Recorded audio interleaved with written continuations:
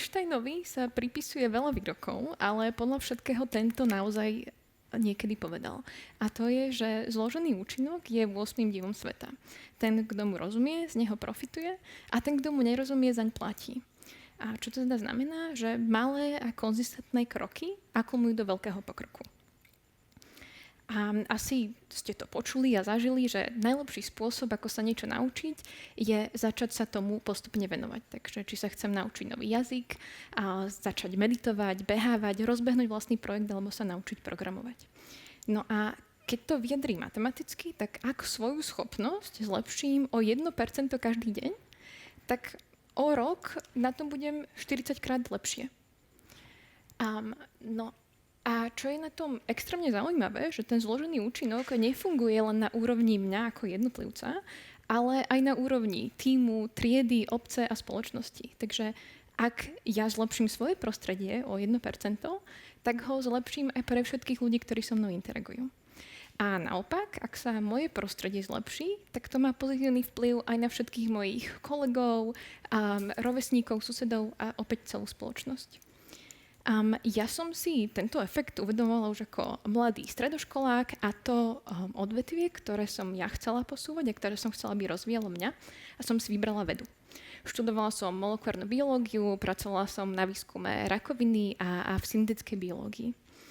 No a čím viacej som to odvetvie spoznávala, tak tým viacej som pozorovala aspekty, kde ten zložený účinok mal negatívny efekt. A napríklad vo vede na strašne veľa vecí čakáte. A čakáte, kým vám dojdú nové roztoky a chemikálie. Čakáte, kým vám vyrastú bunky alebo iný model. A čakáte, kým sa spracujú výsledky. Čakáte, kým reviewery vám dajú feedback na článok. A moje obľúbené, čakáte 5 rokov, kým si šéf labáku prečíta vašu dizertačku. True story. No a ja som si zároveň uvedomovala, že v tomto období, že ak chcem byť naozaj špičkový vedec, musím vedieť programovať. No a počas toho všetkého čakania, keďže toho času bolo dosť, som sa začala učiť programovať. Začala som programovať aplikácie, webové stránky, hry, analýzy a veľmi ma to bavilo. A taký ten pocit, ktorý zažívate, že neviete, ako plynie čas, keď sa niečomu venujete, tak to je to, čo som zažívala ja. No a odvetvie, čo asi už viete, kde ten zložený účinok má naozaj extrémny efekt, sú práve technológie. Tu je len príklad pár softwarových firiem, ktoré naozaj šli z 0 na 100, nie za sekundu, ale za 5 rokov. Takže z obyčajného nápadu naozaj v priebehu pár rokov vie vyrásť veľká a skvelá firma. A to, ak dokáže nejaká spoločnosť takto rýchlo zná, to asi rast, tak to asi znamená, že naozaj musí fungovať veľmi efektívne a musia to byť veľké inovácie, musí tam byť skvelí ľudia a musí mať tých skvelých ľudí stále viac a viac. No a mňa zaujímalo, že či je to všetko naozaj také pozitívne a jedinečné a farebné, a rozhodla som sa tomu venovať naplno. Takže vyštudovala som informatiku, pracovala som ako software inžinierka v Google, v Shopify a momentálne vediem svoj vlastný softwarový startup, ktorý rastie podobne rýchlo.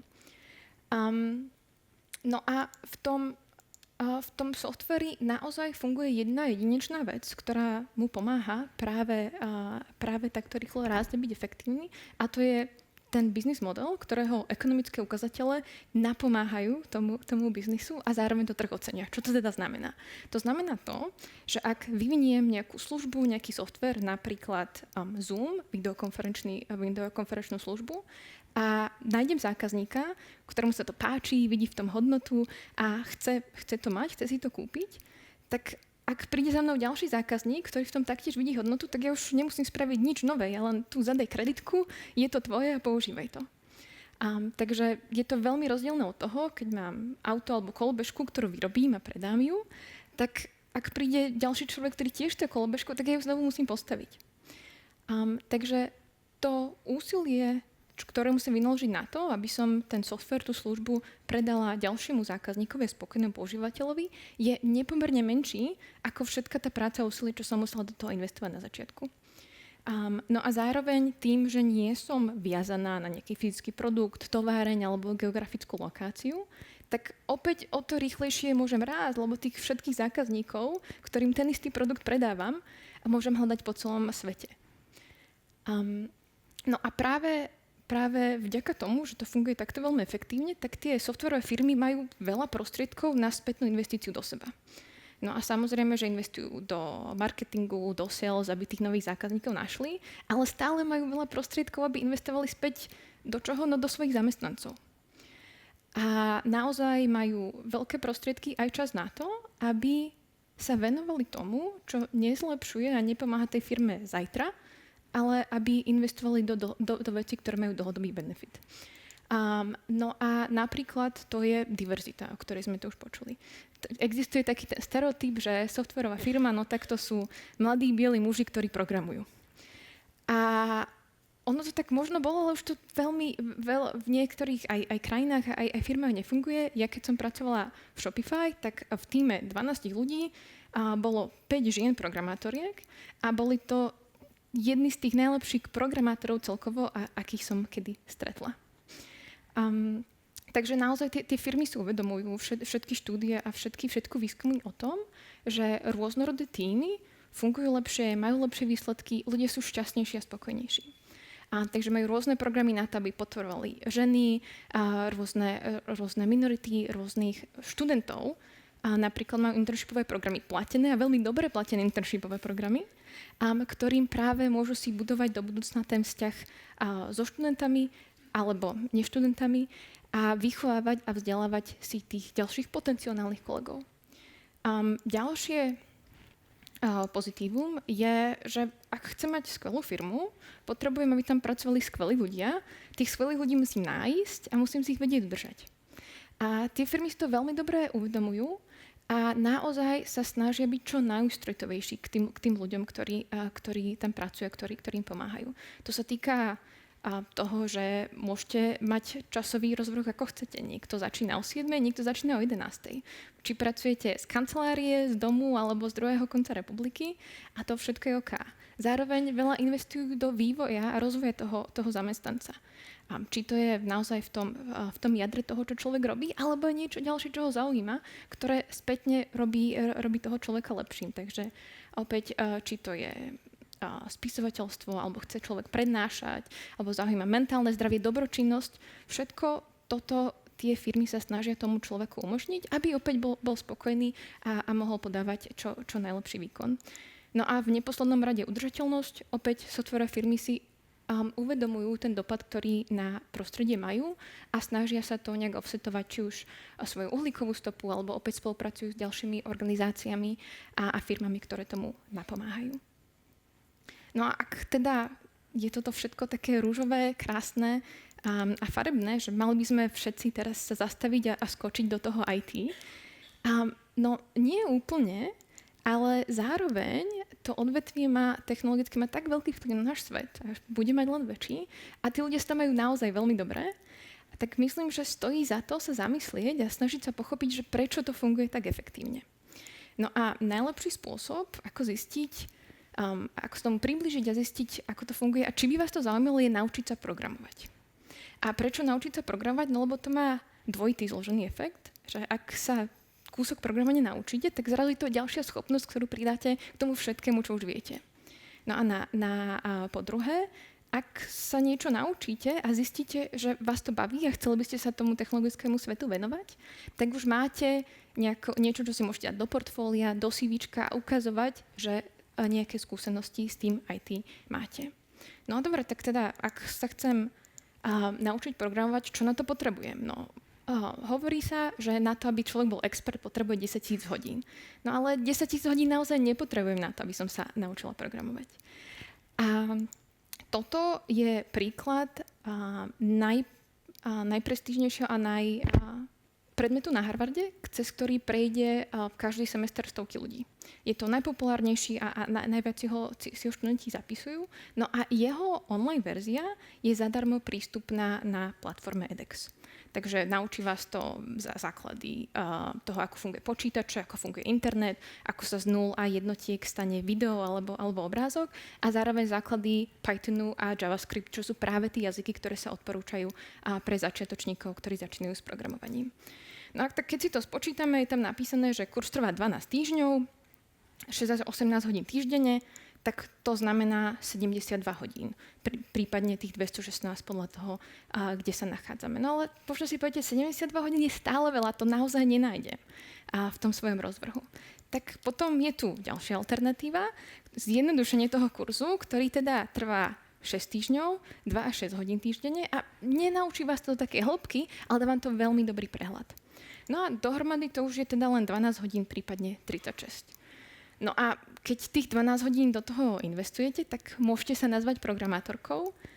No to záleží na výške vášho sebavedomia, ale naozaj vám to dobré základy dá. No a ale zároveň na to, aby človek a vy ste pôsobili v tom IT, nemusíte byť full-time programátor. Je mnoho príkladov v celom IT svete, aj tu mám teraz 4 konkrétne len od nás z Betterstacku, kde tí jednotliví ľudia neprogramujú dennodenne, ale v tom IT pôsobia, sú tam veľmi úspešní a sú spokojní. Jeden príklad je Annie, kolegyňa, ktorá vyštudovala politické vedy v Amsterdame a momentálne nám vedie spokojnosť zákazníkov. Takže stará sa o tých pár najväčších zákazníkov a zároveň vedie celý tým, ktorý sa stará o tisícky ďalších zákazníkov. No a Annie práve prešla podobnými kurzami, ktoré sme teraz videli. A napriek tomu, že neprogramuje, tak sa na dennodennej báze rozpráva s ďalšími programátormi a vývojármi o tom, ako oni vyvíjajú software a svoje technológie a pomáha im nachádzať, ako môžu tie naše produkty použiť na ten svoj vývoj. A ďalší príklad je Michael, ktorý je barman, jeden z najlepších whisky barmanov v Česku a v strednej a v Európe. No a s ním sme začali pracovať počas covidu, lebo vtedy vlastne gastroscéna sa v podstate zastavila. A prišiel k nám, momentálne nám pomáha s operations, marketingom, nejakou data analýzou a okrem iného preinštaluje tlačiareň alebo počítač, keď treba. Ďalší príklad je Ajo, náš kolega v Nigérii. S ním sme začali spolupracovať, keď bol ešte len študent na part-time počas univerzity a písal pre nás technické vedecké články. No a momentálne vedie tým 10 autorov, ktorí píšu veľa veľmi detailných technických článkov, napríklad ako si zvýšiť pamäť na servery, ktorí potom používajú ďalší programátori na to, aby dosiahli to, čo potrebujú. No a Daniel je opačný príklad. Daniel bol a je skvelý programátor, ale okrem programovania ho ešte veľmi baví stolárstvo. Zároveň si ale uvedomuje, že tá stolárčina nie je úplne najperspektívnejšie povolanie, najistejšie, takže od 8. do 4. programuje a potom sa venuje stolárstvu. No a ak má dokončiť dom alebo nejaký veľký projekt, tak si vezme trošku viacej dovolenky. A čo majú všetci títo ľudia spoločné? Tak v prvom rade to je, že vedia veľmi, veľmi dobre po anglicky. V tom dnešnom globálnom IT svete už bez tej angličtiny sa nezaobídeme. A po druhé, stále sa učia, chcú sa učiť a chcú sa zlepšovať. A po tretie, buď niekedy programujú, alebo programujú. Toto je konkrétne môj obľúbený graf, ktorý, konkrétne tá fialová krivka, ktorý hovorí o tom, že jak vlastne tie IT a softwarové firmy pristupujú k tomu náboru ďalších kolegov. A hovorí to, že nezáleží, kde ten človek začína na tej y-novej osi, kľudne to môže byť v mínuse. Ale je dôležité, aký sklon má tá fialová krivka. To znamená, že ako rýchlo sa ten človek vie niečo nové naučiť, niekam ďalej dostať. No a teda stále platí, že nemusíte vedieť programovať na to, aby ste pôsobili v IT svete. Zároveň ale naučiť sa programovať je ľahšie a dostupnejšie, než si myslíte.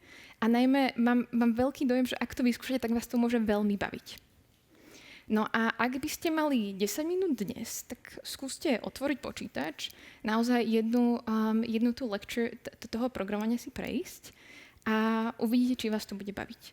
No a Einstein a zložený účinok hovorí, že ak si tých 10 minút nájdete aj zajtra, aj pozajtra, tak o ten rok naozaj môžete byť programátorkou. Ďakujem.